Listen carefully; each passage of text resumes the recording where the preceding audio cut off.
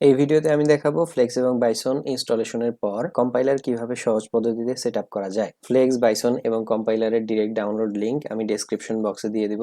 তো শুরুতেই flakes download করা যাক এবং সেই সাথে বাইসনও আমরা ডাউনলোড করে নিব। এরপর আমরা কোডব্লকস ডাউনলোড করে নিব। তো কোডব্লকস ডাউনলোড হওয়ার সময় আমরা ফ্লেক্স এবং বাইসন ইনস্টল করে নেই। এখানে প্রম্পট আসবে এবং এখানে ইয়েস দিতে হবে। নেক্সট, এগ্রিমেন্ট, ওকে, নেক্সট, নেক্সট। বাইসন ইনস্টলেশনের জন্য জাস্ট ক্লিক করলে এখানে ইয়েস দিতে হবে, যেভাবে আছে সেভাবেই রেখে জাস্ট ইনস্টল করে নিতে হবে। তো আমরা যাব program files, x86, GNU Win32 এবং বিন। উইন্ডোজ ই দিয়ে উইন্ডোজ এক্সপ্লোরারে যাব। সি থেকে program files x86, GNU Win32, বিন, এবং এটা আমরা এখন কপি করে নিব। এরপর লিখব হলো এনভায়রনমেন্ট ভ্যারিয়েবল। এখানে গিয়ে এনভায়রনমেন্ট ভ্যারিয়েবল সিলেক্ট করে পাথ সিলেক্ট করতে হবে, এডিটে গিয়ে নিউ এবং এখানে কন্ট্রোল ভি দিয়ে পেস্ট করে দিতে হবে। ওকে,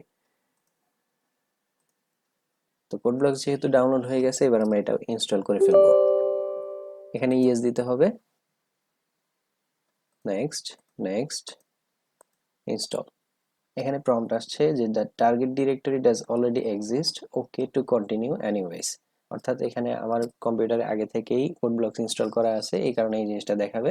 যদি কারো ইনস্টল করা না থাকে ডিরেক্ট ইনস্টলেশনে নিয়ে যাবে। MinGW কম্পাইলার যেটা আছে সেটা ইনস্টল করতে যত টাইম লাগতো তার থেকে অনেক কম সময়ে এই কোডব্লকস ইনস্টল করা যায় এবং এই কোডব্লকসের সাথে MinGW কম্পাইলার ইনস্টল হয়ে যায়।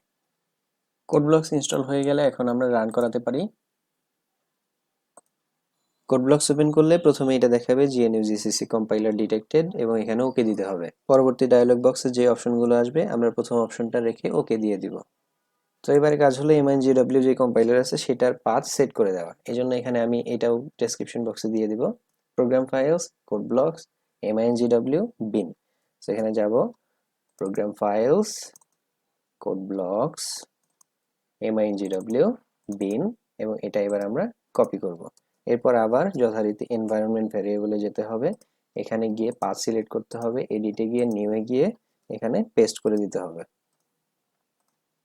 আমাদের সেটআপ কমপ্লিট এবং এবার আমরা যে কোনো লেক্স ফাইল রান করাতে পারবো।